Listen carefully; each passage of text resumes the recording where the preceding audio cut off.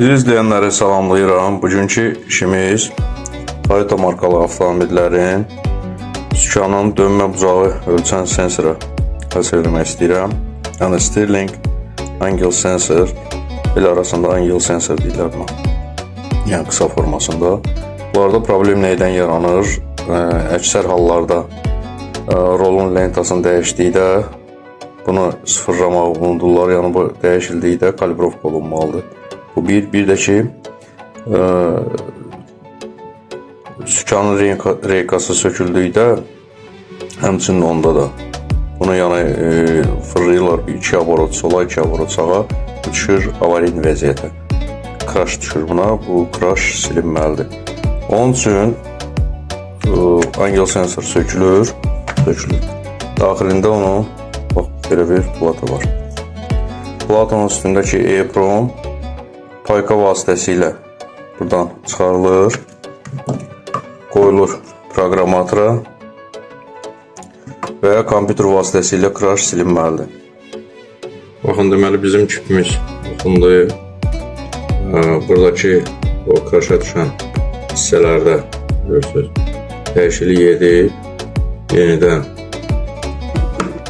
həmənki mikroçipi platanın üzərinə payka vasitəsilə quraşdırıb yoxlayacaq. Proşifkamızı deməli crash-dan çıxartdıq.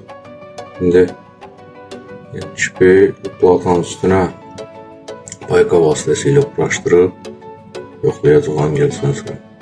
Deməli mikroskem balaca olduğu üçün üstündə işarə qoyur o birinci ayağın istiqamətin. Şeyi sorun payka vaxtı rahat olsun bizə onu payka olmaq. EEPROM çipimiz platanın üstündə görürsünüz. Ona mən işarələdim. Çökmə var ki, hazırdır, yığılıb. Bu da bizim start çıxmış. Hazırdır. Yəni Stirling Angle Sensor hazırdır. Şimdi bunu avtomobilin üstündən quraşdırıb yoxlayacaq. Düzdür, normalda stolun üstündə də yoxlamaq olar. Lakin kanxakerim olmadığı üçün proqramatorum ona görə stolun üzərində onu yoxlayıb sizə göstərə bilməyəcəm. Avtomobilin üzərinə qoyub, yoxlayıb paylaşaram. Bu da bizim həmənki təmir olunmuş SAS sensorumuz, Stirling Angle Sensor. İndi göstəricilərini də sizə göstərəcəm.